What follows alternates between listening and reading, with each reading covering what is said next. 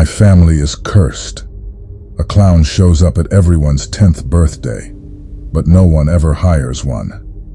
My earliest memory of the clown is from my cousin Jake's 10th birthday party. I was only 5, but I distinctly remember the commotion surrounding the clown. I remember my parents preparing me before we left the house, and on the drive there. "There's going to be a clown at Jake's party," my dad said. "Just be nice. All you have to do is be nice," my mom added. I didn't understand why they were so worried. Why my mom kept wiping her hands on her dress the entire drive to Jake's house. Or why my dad kept taking deep breaths. Weren't clowns supposed to be at birthday parties? When we got to Jake's house, something was going on. The kids were running around the backyard and jumping in the bouncy castle, but the adults were standing around in silence, their eyes darting back and forth across the yard, while some of my aunts and uncles walked in and out of the house periodically. It was like they were all waiting for something to happen. As I jumped in the bouncy castle along with the rest of my cousins, I noticed a movement in the bushes near the gate that led into the backyard. I continued to bounce, trying to get higher each time to get a better look at whatever was there. Finally, I saw the clown appear from behind the bushes and watched as he unlatched the gate. I stopped bouncing and tried to maintain my balance as I watched the clown step into the yard and close the gate behind himself. I pushed my fingers through the mesh in the bouncy castle and pressed my face against it, staring at the clown as he scanned the backyard until his eyes landed on me. He stared at me for a few seconds, and I stared back, not really knowing what to do. Nobody else seemed to have noticed him yet, and my cousins continued bouncing around behind me. He was short, and he wore a curly rainbow-colored wig. His face was white, and it seemed like his skin was naturally that pale. It didn't look like paint at all. His lips were normal-sized but bright red, and he had a giant, round red nose.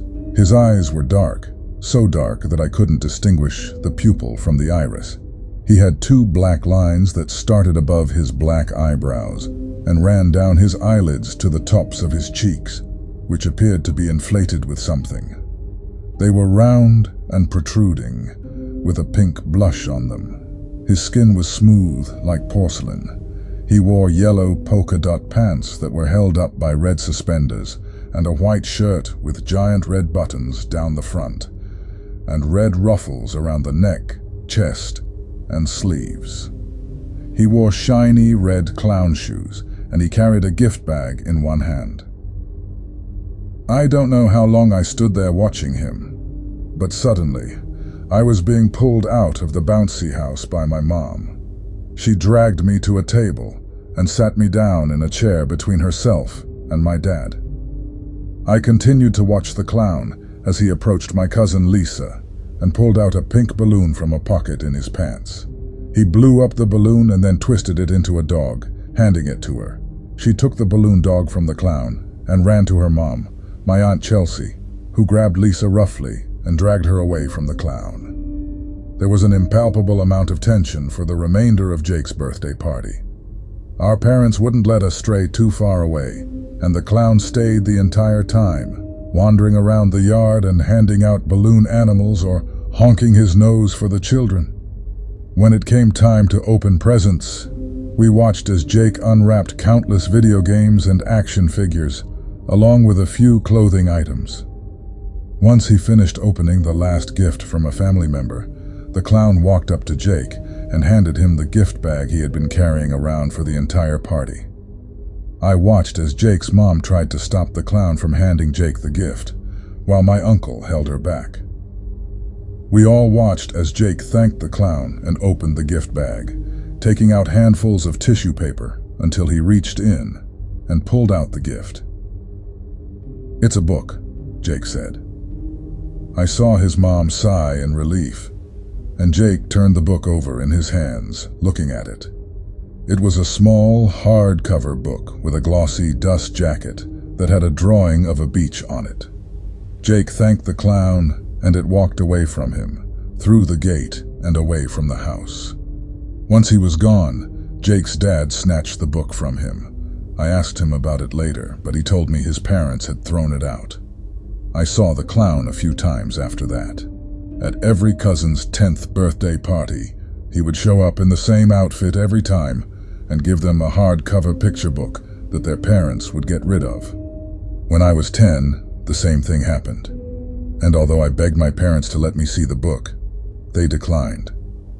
The night of my birthday party, I snuck out of my room and saw my dad go up into the attic with my book. I tried to find it a few times after that day, but he had hidden it well, and it was nowhere to be seen. I once asked my parents why any of us even had birthday parties, if they were so afraid of the clown. But they told me that the clown would show up anyway. He always knew. I didn't see the clown for a couple of years. All of my cousins had passed the age of 10, and none of them were old enough to have their own children yet. When I turned 20, my parents died in a car accident, and I inherited their house. By that time, I had forgotten all about the clown and the book and didn't care to read it or figure out why they had taken it away. And then, about 12 years later, my daughter Wendy had her 10th birthday party. My wife knew about the clown, and we had already seen it appear once before at Jockey's twins' birthday party. We had prepared Wendy and had given her the same warnings my parents had given me. Be nice to the clown. About 30 minutes into the party, the clown jumped over the backyard fence and wandered over to the table where Wendy and her cousins were getting makeovers. I stopped myself from running over and stopping him. He looked exactly as I had remembered him. Not a single thing had changed, not even his outfit. I watched as he caught my niece Alice's eye and pulled out a blue balloon from his pocket. He blew up the balloon and then pulled out another blue one and then used them both to form a hat, which he gently placed on her head. I watched as she thanked him and he clapped his hands together, and then continued to walk around my backyard. Nobody ever tried to stop him, because we had always been warned not to. We were never specifically told what would happen if we tried, but we knew it was bad, and none of us wanted to find out what it would be. When it was time to open presents, I continued to eye the gift bag in the clown's hand. Once Wendy was done with opening the gifts given to her by family members, the clown approached her and handed her the bag. She took it gently and slowly opened it, digging around the tissue paper until she pulled out the book. "Thank you," she said, smiling at the clown. He took a bow and then walked away, jumping back over the fence. I let out a sigh of relief once he was gone, and I approached Wendy, taking the book from her. She didn't seem to mind that it was being taken. She seemed glad. I decided to hide it up in the attic, just as my parents had done with mine. But as I stared at it in my hands, curiosity was beginning to set in. It was the same as all the other books I had seen. Hardcover with a glossy dust jacket that contained a drawing on the front but no title. This one had a drawing of a girl that resembled Wendy, standing in front of a birthday cake and about to blow out the candles. She had the same curly brown hair and green eyes as Wendy. I opened the book and noticed an inscription on the inside of the cover that said, "Happy 10th Wendy." The first page was blank, but the next page was where the story started. There was a drawing of the girl on the cover, wearing a party hat and holding a pile of gifts. Under that, it read, "Today is Wendy's 10th. How happy is she? She got every gift she wants, even things she doesn't need." I turned the page as I continued to read the story that depicted various drawings of a girl that resembled my daughter, as she did various birthday party activities. Wendy laughs along with friends, and all her guests are filled with glee. Wendy tries to sneak a peek at every gift that she receives. There were drawings of Wendy with family and friends, everyone smiling and hugging Wendy. And then, from beyond the backyard fence, comes the best guest of them all. A funny clown, here to have a ball. On that page was a drawing of the clown as it jumped over the fence, grinning. This clown loves to party, and it loves 10th birthdays too. He will never miss a chance to show up where he's due. The next drawing was of the clown in the center of the page, surrounded by black. But this birthday is a bit different. Something big is going to happen. The clown is so excited. This doesn't happen often. I turned the page to see a drawing of the clown, running around the party, chasing the guests who appeared to be frightened. They'd been drawn with their mouths open and wide-eyed as they ran away from the clown. The clown runs around the yard and pulls something from his pocket. Not a balloon, not a magic handkerchief, but something big and sharp and shiny. The next page had a drawing of a gleaming butcher knife dripping with blood. A lot of guests must die, but don't worry, Wendy will be fine. The next 4 pages contained various drawings of the clown slaughtering people at the birthday party. Some had their necks sliced open, some were stabbed, and some lost body parts. The clown has had his fun. His job here has been done. Happy 10th birthday to Wendy. He will see you at the next one. The last drawing was of the clown jumping back over the fence, leaving a pile of dead bodies behind him. I shut the book as a chill ran down my spine. I realized why our parents never showed us the books, especially if they were all this creepy. And I wondered why the clown would even give us these books. I decided to do as my parents had done, and get rid of the book at the end of the party. As I tossed the book on top of the fridge, I heard the first scream. I ran to the door and threw it open just in time to see everyone running away from the clown. He was back, and he stood right by the fence with a butcher knife in his hands. On the ground next to him was my cousin Paola's child, Trevor, face down in the grass. I scanned the backyard looking for Wendy, but she was nowhere to be seen. All the guests ran across the yard, trying to get as far away from the clown as possible. I watched as Jake tossed his children over the fence and into the neighbor's yard, followed by his husband and then himself. I looked for my wife, and I spotted her running towards me and into the house. "Where's Wendy?" I asked her, grabbing her arm. "She jumped the fence a while ago. She's fine. We need to hide." She dragged me inside with her as the screams continued. A few more family members made it inside, and we hid in the kitchen and the living room. After a while, the screams died out, and I slowly got up, opening the door and peering out into the backyard. "He's gone," I said as I threw open the door and walked outside. There were a total of 10 dead people. And a few minutes after the cops arrived, so did Jake, his family, and Wendy. I ran to her as I saw her coming up the driveway, picking her up into my arms. "I'm so glad you're okay," I said. I kept her by my side for the rest of the night as we answered questions. I didn't tell the police that I knew the clown, as they would never believe my story about the curse. Instead, we all told them that we had no idea who the clown was and that we hadn't hired anyone. Hours later, everyone was finally gone.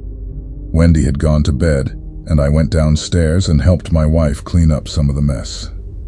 Once we were done, I grabbed the book from on top of the fridge and handed it to her. "What's this?" she asked. "It's what he gave her, Rose," I said as she opened it. "Read it." I waited for her to finish reading the book. Once she was done, she tossed it onto the counter. "What the fuck?" she hissed. "Did he plan all that? Is this supposed to be some stupid joke?" I shrugged. "Did this happen to everyone else?" she asked. "I don't know.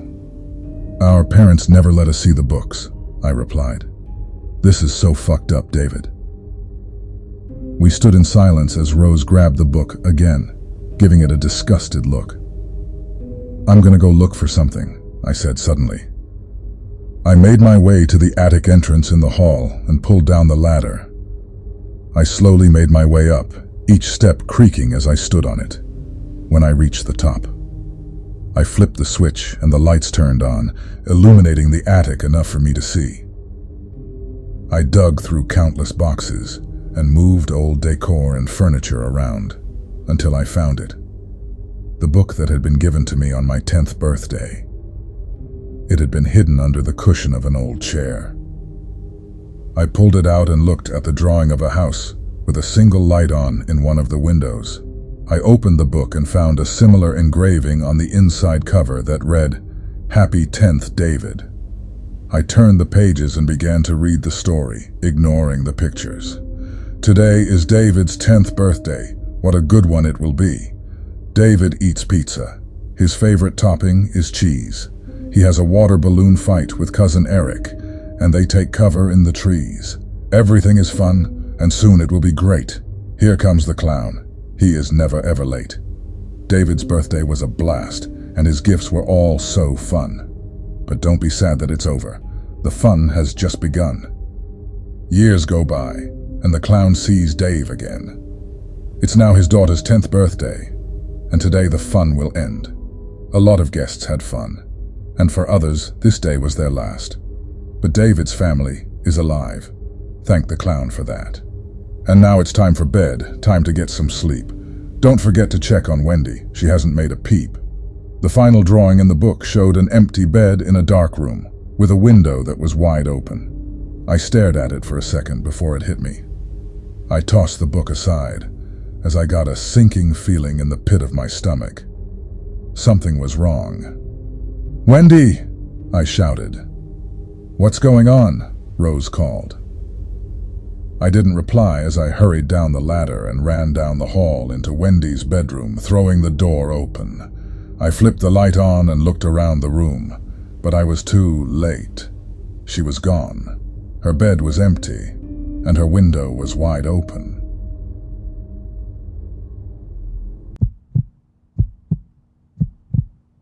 I don't know if many of you remember this, but back in 2016 there was a creepy clown trend where people dressed as creepy killer clowns would hang out in places after dark or stalk people. My story takes place on my college campus during the fall of that year. I lived with my grandparents before leaving for school, and I am extremely close to them. Also, I am very shy and had zero friends or people I regularly hung out with at school. I wanted to reach out and meet new folks, so I signed up for a salsa dancing club that met on Friday nights. I told my grandma over the phone, and she was happy I was putting myself out there. She asked if I was going with anybody. "No," I told her. "I'm just gonna go by myself." "Are you sure?" she asked. "Don't any of your roommates want to go?" The idea of talking to my roommates terrified me. I could handle structured gatherings, but personal conversations left more room for my awkwardness to creep in. "No, they're not here. I don't want you walking around campus by yourself at night." I thought my grandma was just being overprotective. "Grandma, it's fine. The streets are well lit, and it's only a 10-minute walk. It's perfectly safe." "Well, if you're not going with anybody, call me and let me talk to you on the phone as you walk back." I agreed. That evening was incredibly fun, learning the basic steps and dancing to upbeat Latin tunes. At around 10:30, I felt ready to head back to my dorm, so I snuck out of the building and headed toward my dorm. Although the paved path I was walking on was lit by streetlights, it seemed darker than usual. In addition, the entire campus was deserted. Normally, there were quite a few kids my age wandering around, but that night there was not a soul to be seen. I dialed my grandma and made small talk with her as I walked. I took my heels off and carried them in my free hand. Now, the path I was walking on went past a stretch of sidewalk that was perpendicular to the one I was taking. Under one of the streetlights, about 10 meters away, I noticed a lone figure standing with its back toward me. The figure, hearing me chatting on the phone, slowly turned toward me. He was tall and heavy-set, with wild red hair, and appeared to be wearing light blue pajamas. His face was obscured by a killer clown mask. The mask was stark white, with dark black eye sockets and a twisted, malicious grin. Time seemed to suddenly slow way down. The clown did not move toward me. He simply stood there, staring. I knew I had to think fast. I contemplated my options. I could A, scream like a little girl and run, B, approach him and confront him, or C, pretend he didn't scare me. The entire moment I just described couldn't have lasted more than a second, but in the moment, it felt like an eternity. "Are you there?" I heard my grandma say. Remembering to breathe, with the phone still at my ear, I decided to go with Plan C. I broke eye contact with the clown. "So anyway," I said loudly enough that the clown would hear me. "Yeah, I'm on my way," I continued. "What's going on? Is everything okay?" I heard my grandma ask, her voice suddenly filled with anxiety. As confidently and nonchalantly as I could, I walked past the sidewalk where the clown was standing, continuing to chat. His head slowly turned as I walked past, watching me until I was out of sight. I ducked into the archway of the nearest building and tried the door, praying it was unlocked. It was. Once I was inside, I slumped against one of the concrete walls and broke down in tears. I explained to my grandma what had just happened. My grandma yelled for my grandpa to dial the campus police on his cell phone so that I could stay on the line with her. I got up and started pacing up and down the empty halls, checking every door and window to see if the psycho clown had followed me. Was he just a stupid kid doing this on a dare? Or was he someone with more evil intentions? Some of the creepy clowns in the news had axes or baseball bats. I had no idea if mine was armed. When my grandpa tried to explain to the officer on the phone what happened and that I needed help, he told my grandpa, "Your granddaughter needs to make the call herself."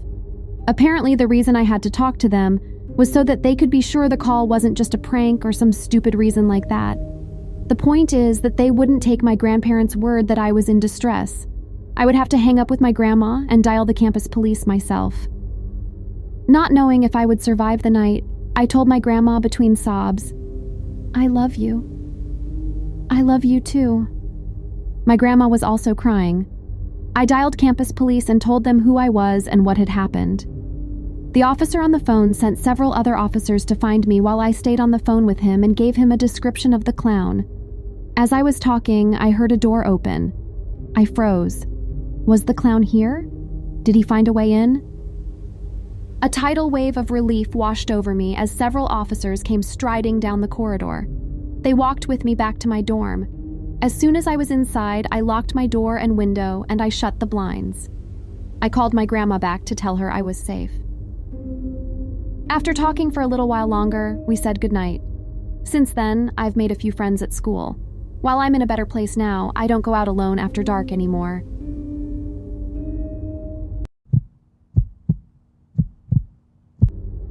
So it was Halloween 2016.